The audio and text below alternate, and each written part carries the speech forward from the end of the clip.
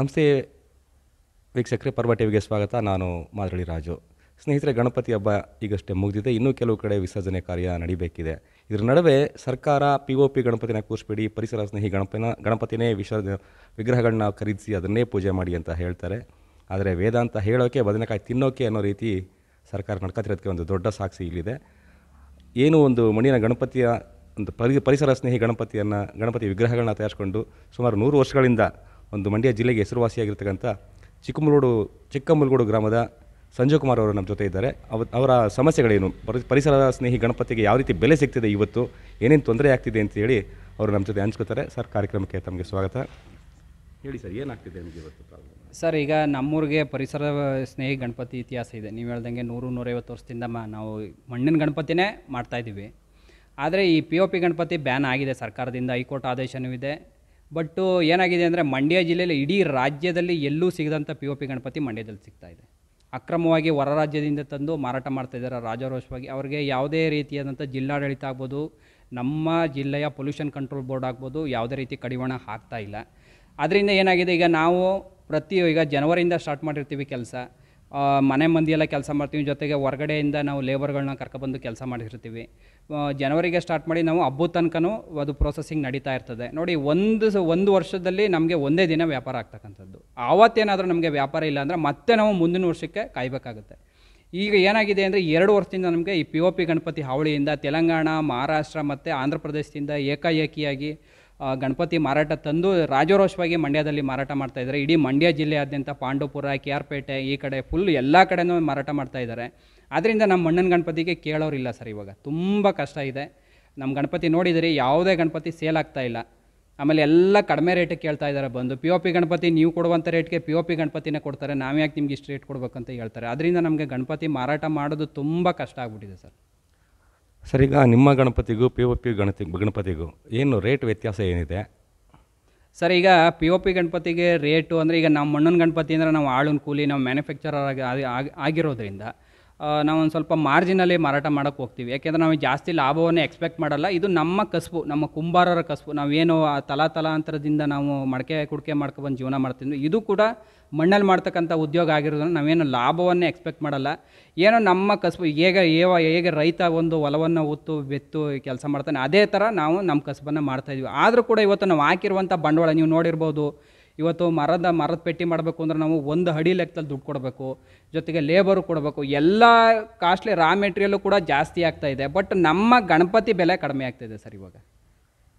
Sir, ಈಗ ಹೊರಗಡೆ ರಾಜ್ಯದಿಂದ ಬರ್ತಿದೆ ಅಂತ ಹೇಳಿದ್ರಿ. ಈ ಸಂಬಂಧಪಟ್ಟಂತೆ ಏನಾದರೂ ಜಿಲ್ಲಾಧಿಕಾರಿ ಅಥವಾ ಅವ್ರು ಯಾರ್ದಾದ್ರು ಗಮನಕ್ಕೆ ತಂದಿದ್ದೀರಾ?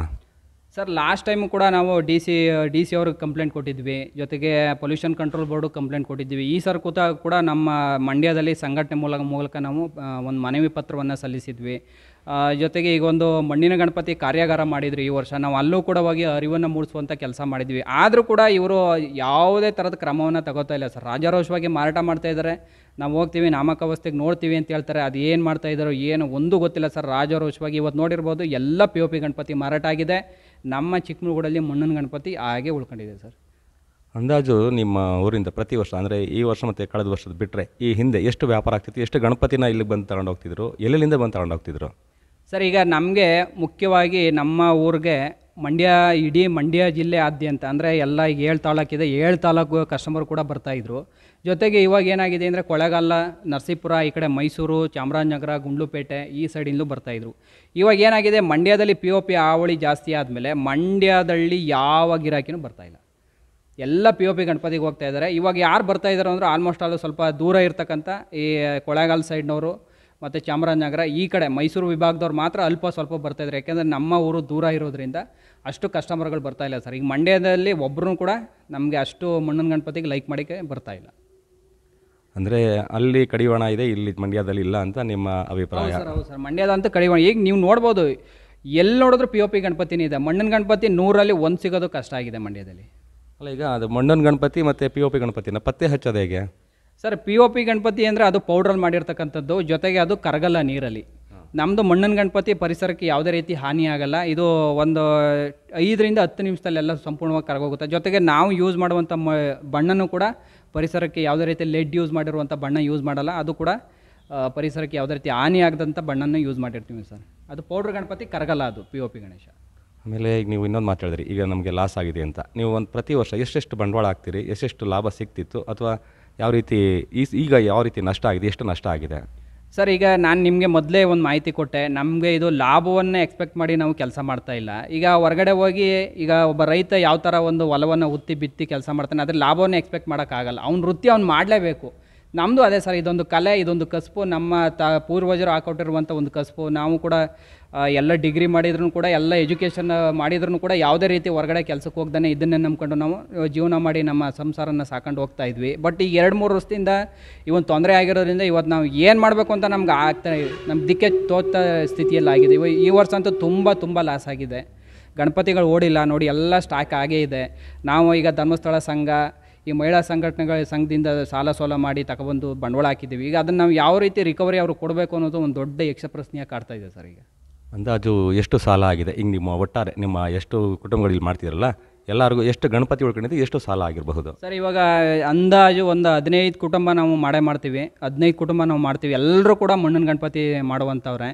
ಸುಮಾರು ಇಲ್ಲ ಅಂದರೆ ಒಬ್ಬೊಬ್ರಿಗೆ ಒಂದು 2ರಿಂದ 2.5 ಲಕ್ಷ ಲಾಸ್ ಆಗಿದೆ ಸರ್. ಒಬ್ಬೊಬ್ರಿಗೂ ಕೂಡ 2ರಿಂದ 2.5 ಲಕ್ಷ ಲಾಸ್ ಆಗಿದೆ. ಸುಮಾರು ಒಂದು 20-25 ಲಕ್ಷ ಸಾಲ ಲಾಸ್ ಆಗಿದೆ. ಓವರಾಲು ನಮ್ಮ 15 ಕುಟುಂಬದಿಂದ ಒಂದು 20 ಲಕ್ಷ ಲಾಸ್ ಆಗಿದೆ ಸರ್. ಈ ಗಣೇಶನ ವಿಗ್ರಹ ಬಿಟ್ಟರೆ ಬೇರೆ ಏನೇನು ಮಾಡ್ತೀರಿ? ಇಲ್ಲ ಸರ್, ಇದು ಇವಾಗ ನೋಡಿ, ಇವಾಗ ಜನವರಿಯಿಂದ ನಾವು ವರ್ಕ್ ಸ್ಟಾರ್ಟ್ ಮಾಡಲೇಬೇಕು. ಏಕೆಂದರೆ ಇದು ಒಂದಿನಕ್ಕಾಗುವಂಥ ಕೆಲಸಗಳಲ್ಲ. ಅದರಿಂದ ನೋಡಿ, ಈಗ ಉಳ್ಕೊಂಡ್ರೂ ಕೂಡ ನಾವು ಜನವರಿಯಿಂದ ಸ್ಟಾರ್ಟ್ ಮಾಡಲೇಬೇಕು. ನಾವು ಯಾವುದೇ ಬೇರೆ ರೀತಿಯಾದಂಥ ಜಾಬ್ಗೆ ನಾವು ಹೋಗೋಕ್ಕಾಗಲ್ಲ ಸರ್. ಅದು ನಮಗೆ ಸಮಸ್ಯೆ ಆಗಿರ್ತಕ್ಕಂಥದ್ದು. ಯಾಕೆಂದರೆ ಇಡೀ ವರ್ಷಂಪ್ರತಿ ನಾವು ಇದನ್ನೇ ನಂಬ್ಕೊಂಡು ಜೀವನ ಮಾಡ್ತಾ ಇರೋದ್ರಿಂದ ನಾವೀಗ ಮುಂದೆ ನಾವು ಏನು ಮಾಡಬೇಕು, ಮನೆ ಸಂಸಾರ ಯಾವ ಥರ ನಡ್ಸ್ಕೊಂಡು ಹೋಗಬೇಕು, ಅದು ನಮಗೆ ಸಮಸ್ಯೆ ಆಗಿರೋದು. ಇವಾಗ ಇಷ್ಟು ಗಣಪತಿ ಉಳ್ಕೊಂಡಿದೆಯಲ್ಲ, ಇದನ್ನು ಏನು ಮಾಡ್ತೀರಿ ಇವಾಗ? ಇದು ನೆಕ್ಸ್ಟ್ ಇಯರ್ ತನಕ ಉಳ್ಕೊಳ್ಳುತ್ತಾ, ಯಾವ ರೀತಿ? ಸರ್, ಇದು ನೆಕ್ಸ್ಟ್ ಇಯರ್ ತನಕ ಉಳ್ಕೊಳ್ಳುತ್ತೆ ಅಂದರೆ ಇದನ್ನು ಕವರ್ ಹಾಕಿ ಮತ್ತೆ ಧೂಳು ಕೂರಬಾರ್ದು, ಮತ್ತು ನೀರು ಬೀಳಬಾರ್ದು. ಇದನ್ನು ನಾವು ತುಂಬ ಸೇಫಾಗಿ ನಾವು ಕಾಪಾಡ್ಕೊಂಡು ಹೋದರೆ ನೆಕ್ಸ್ಟ್ ಇಯರ್ಗೆ ಮಾರಾಟ ಮಾಡ್ಬೋದು. ಅದು ನೆಕ್ಸ್ಟ್ ಇಯರ್ ಕೆಲವ್ರು ಏನು ಮಾಡ್ತಾರೆ, ಇದು ಹಳೆ ಗಣಪತಿ ನಾವು ಹೋದ ವರ್ಷ ನೋಡಿದ್ದೆ ತಗೊಳ್ಳಲ್ಲ ಅಂತೇಳಿ ಕಸ್ಟಮರು ರಿಜೆಕ್ಟ್ ಮಾಡ್ತಾರೆ. ಅದು ಸಮಸ್ಯೆ ಸರ್. ಯಾಕೆಂದರೆ ಈಗ ನೋಡ್ಕೊಂಡು ಹೋಗಿರ್ತಾರೆ, ಒಂದು ಕಡಿಮೆ ರೇಟಿಗೆ ಕೇಳಿರ್ತಾರೆ. ನಾವು ನೆಕ್ಸ್ಟ್ ಇಯರು ಬಜಾರ್ ಚೆನ್ನಾಗಿದೆ, ಜಾಸ್ತಿ ರೇಟ್ ಹೇಳಿದ್ರೆ ಕೇಳಲ್ಲ. ನೆಕ್ಸ್ಟ್ ಇಯರ್ ಉಳ್ಕೊಂಡಿದೆ ಅಂದರೆ ಅದಕ್ಕೆ ವ್ಯಾಲ್ಯೂ ಕಡಿಮೆ ಆಗೋಗಿರುತ್ತೆ. ಅದು ಸರ್ ಸಮಸ್ಯೆ. ಈಗ ಯಾರೋ ಒಬ್ಬರು ಉಳ್ಕೊಂಡಿದ್ದನ್ನೆಲ್ಲವ ತಗೊಂಡೋಗಿ... ಹೌದು ಸರ್, ಹೌದೌದು. ಅದು ನಮ್ಮ ಇವರು ಉಳ್ಕೊಂಡಿರೋದು ತಗೊಂಡೋಗಿ ನೀರಿಗೆ ಬಿಟ್ಟಿದ್ದಾನೆ ಅಂದರೆ ಪಾಪ ಎಲ್ಲಿ ಕ್ಯಾರಿ ಮಾಡೋಕ್ಕೆ ಜಾಗನೇ ಇಲ್ಲ. ಈಗ ನೋಡಿ, ಈ ಗೋಡನ್ಗೆ ಬಾಡಿಗೆ ಕಟ್ಟಬೇಕು. ಈ ಬಾಡಿಗೆ ಕಟ್ಟಿಲ್ಲ ಅಂದರೆ ಅವ್ರು ಗೋಡನ್ ಖಾಲಿ ಮಾಡಿ ಅಂತಾರೆ. ಈಗ ಸಂಸಾರದ ಮನೆಗಳಲ್ಲಿ ಮಾಡಿರ್ತಾರೆ, ಏನೋ ಒಂದಷ್ಟು ಬರುತ್ತೆ ಜೀವನ ಮಾಡೋಕ್ಕೋಸ್ಕರ ಅಂತೇಳಿ. ಅವ್ರಿಗೆ ಸಂಸಾರದ ಮನೇಲಿ ಮಾಡಿದ್ಮೇಲೆ ಅದು ಇನ್ನು ವರ್ಷದ ತನಕ ಎಲ್ಲಿರ್ತಾರೆ ಅವರು? ಜಾಗ ಇಲ್ಲ, ವಿಧಿ ಇಲ್ಲ. ತಗೊಂಡೋಗಿ ನೋಡಿ 88 ಗಣಪತಿ ತಗೊಂಡೋಗಿ ನೀರಿಗೆ ಬಿಟ್ಟಿದ್ದಾನೆ. ಪಾಪ ಹುಡುಗ PUC ಮಾಡಿದ್ದಾನೆ, ಎಲ್ಲೋ ಹೊರಗಡೆ ಕೆಲಸಕ್ಕೆ ಹೋಗ್ತಾ ಇರಲಿಲ್ಲ.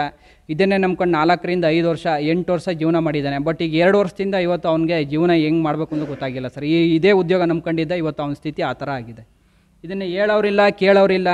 ಜಿಲ್ಲಾಡಳಿತ ಯಾರನ್ನ ಕೇಳಬೇಕು ಸರ್? ಈಗ ಇದಕ್ಕೆಲ್ಲ ಲಾಸನ್ನು ನಾವು ಯಾರನ್ನು ಕೇಳಬೇಕು? ಜಿಲ್ಲಾಡಳಿತ ಕೇಳಬೇಕಾ, ಪೊಲೀಸ್ ಇಲಾಖೆ ಕೇಳಬೇಕಾ, ಅಥವಾ ಪೊಲ್ಯೂಷನ್ ಕಂಟ್ರೋಲ್ ಬೋರ್ಡ್ ಕೇಳಬೇಕಾ? ನಾವು SP DC ಎಲ್ಲರಿಗೂ ಮನವಿ ಕೊಟ್ಟಿದ್ದೀವಿ. 4-5 ವರ್ಷದಿಂದ ನಾವು ಮನವಿ ಕೊಡ್ತಾನೇ ಇದ್ದೀವಿ. ನಮ್ಮ ಮನವಿನ ಅವರು ಕಸಬುಟ್ಟಿಗೆ ಎಸಿತಾ ಇದ್ದಾರೆ. ಅವ್ರ ಕೆಲಸ ಅವ್ರು ಮಾಡ್ಕೊಂಡು ಹೋಗ್ತಾನೆ ಇದ್ದಾರೆ. ಈಗ ನಿಮ್ಮ ಶಾಸಕರೇ ಪರಿಸರ ಮಾಲಿನ್ಯ ನಿಯಂತ್ರಣ ಮಂಡಳಿ ಅಧ್ಯಕ್ಷರಾಗಿದ್ದಾರೆ. ಸೊ ಅವ್ರನ್ನ ಏನಾದರೂ ಭೇಟಿ ಮಾಡಿದ್ದೀರಾ? ಅವ್ರಿಗೆ ಏನು ಹೇಳಕ್ಕೆ ಇಷ್ಟಪಡ್ತೀರಿ ಈ ವಿಚಾರಕ್ಕೆ ಸಂಬಂಧಪಟ್ಟಂತೆ? ಅಂದರೆ ಒಂದು ಪರಿಸರ ರಕ್ಷಣೆ ಮಾಡುವಂಥದ್ದು, ಮತ್ತೊಂದು POP ಗಣಪತಿಗಳು ಅಕ್ರಮವಾಗಿ ಪ್ರವೇಶ ಮಾಡ್ತಿರ್ತಕ್ಕಂಥದ್ದು, ಇದನ್ನು ತಡೆಯೋದಕ್ಕೆ ಅವ್ರಿಗೆ ಯಾವ ರೀತಿ ಸಲಹೆ ಕೊಡ್ತೀರಿ?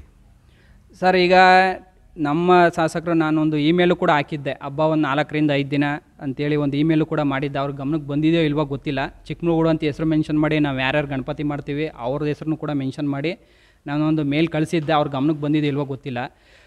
ನೋಡಿ ಸರ್, ಅವ್ರಿಗೆ ಇದು ಗೊತ್ತಿರ್ತದೆ, ವಿಚಾರ ಗೊತ್ತಿಲ್ಲದೇ ಇರಲ್ಲ.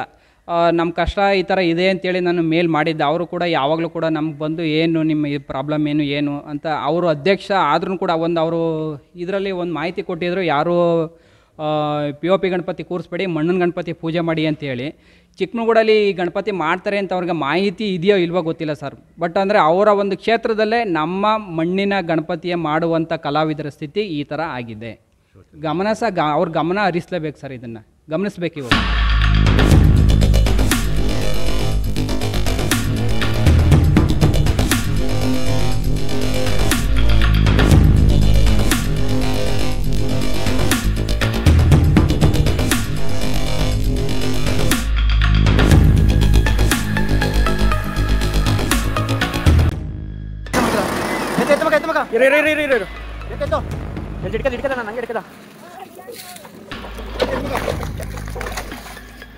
ಎತ್ತಪ್ಪ ಈಗ ಎತ್ತಪ್ಪ ಈಗ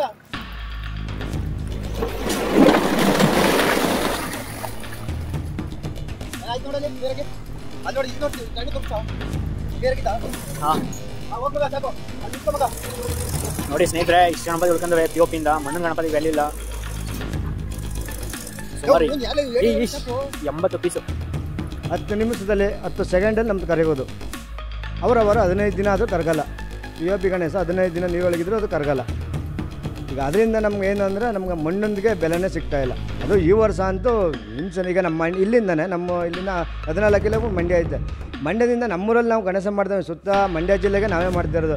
ಅಂಥ ಮಂಡ್ಯ ಜಿಲ್ಲೆಯಲ್ಲಿ ಹೋಗ್ತಾಯಿದ್ರೆ ಒಂದು ಮಣ್ಣಿನ ಗಣೇಶನೂ ಕೂರಿಸಿಲ್ಲ. ಈಗ ಇಲ್ಲಿ ಒಳಗೆ ಬರ್ಬೇಕಂದ್ರೆ ಯಾರು ಪರ್ಮಿಷನ್ ಕೊಟ್ಟಿದ್ದಾರೆ ಇವ್ರಿಗೆ POP ಮಾಡೋಕ್ಕೆ? ಈಗ 2023ರಲ್ಲಿ ಬ್ಯಾನ್ ಆಗಿತ್ತು.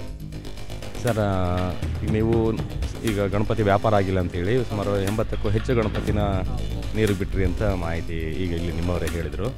ಯಾಕೆ ಆ ರೀತಿ ಆಯಿತು? ನೀವು ಈ ಕಸಬನ್ನೇ ಯಾಕೆ ಆಯ್ಕೆ ಮಾಡ್ಕೊಂಡ್ರಿ? ಏನು ಎಜುಕೇಷನ್ ಮಾಡಿದಿರಿ? ಸರ್, ನಾನು ಸೆಕೆಂಡ್ PU ಓದಿದೆ. ಅದಾದಮೇಲೆ ನಮ್ಮ ತಾತವರ ಕಲ್ಕಸಬಲ್ವಾ ತಲೆಮಾರಿಂದ ಬಂದಿರೋದು. ಅದರಿಂದ ನಾನೇನು ಮಾಡಿದೆ, ಇದೇ ಕಸಬನ್ನ ಕಂಟಿನ್ಯೂ ಮಾಡಿದೆ. ನಾವೇನೋ ಒಂದು 4 ಕಾಸು ಸಿಗುತ್ತೆ ಅಂತೇಳಿ ಮತ್ತು ಯಾರ ಕೈ ಕೆಳಗೂ ಕೆಲಸ ಮಾಡಲ್ಲ ಅನ್ನೋ ಇದ್ರ ಮೇಲೆ ನಮ್ಮದೇ ಆದಂಥ ಸ್ವಂತ ಕೆಲಸ ಮಾಡ್ಕೊಂಡು ಹೋಗ್ತಿದ್ವಿ. ಹೇಳಿ ಸರ್, ನಿಮ್ಗೆ ಏನೇನು ಪ್ರಾಬ್ಲಮ್ ಆಗಿದೆ? ಜಿಲ್ಲೆ ಮಳವಳ್ಳಿ ತಾಲೂಕು ಚಿಕ್ಕಮಗಳೂರು ಗ್ರಾಮ ನಮ್ಮದು. ನಾವು ಇಲ್ಲಿ ಗಣಪತಿ ಮೂರ್ತಿ ತಯಾರು ಮಾಡ್ತೀವಿ. ನಾನು ಸರಿಸುಮಾರು ಒಂದು 24-25 ವರ್ಷದಿಂದ ಗಣಪತಿ ಮಾಡ್ತಾಯಿದ್ದೀನಿ ಸರ್. ಆದರೆ ಈ ವರ್ಷ ಬಿದ್ದಿರ್ತಕ್ಕಂಥ ಹೊಡೆತ ನಮಗೆ 24 ವರ್ಷದಿಂದ ಯಾವ ವರ್ಷನೂ ಬಿದ್ದಿರಲಿಲ್ಲ. ನಾವು POP ಗಣಪತಿ ತತ್ತಾರೆ, ಪೇಪರ್ ಮಾಡೆಲ್ಲ ತಂದು ಯೂಸ್ ಮಾಡ್ತಾರೆ. ಅದರಿಂದ ಆ ಥರ ಉಳ್ಕೊಬಿಟ್ಟಿದ್ದಾವೆ ಸರ್. ಹೌದಾ? ಅವೆಲ್ಲ ನಮಗೆ ಬ್ಯಾನ್ ಮಾಡಿಸ್ಬೇಕು. ಎಷ್ಟು ಲಾಸ್ ಆಗಿದೆ ನಿಮಗೆ? ಮಾಮೂಲಿ ಒಂದು 5-6 ಲಕ್ಷ ಲಾಸ್ ಆಗೈತೆ ಸರ್.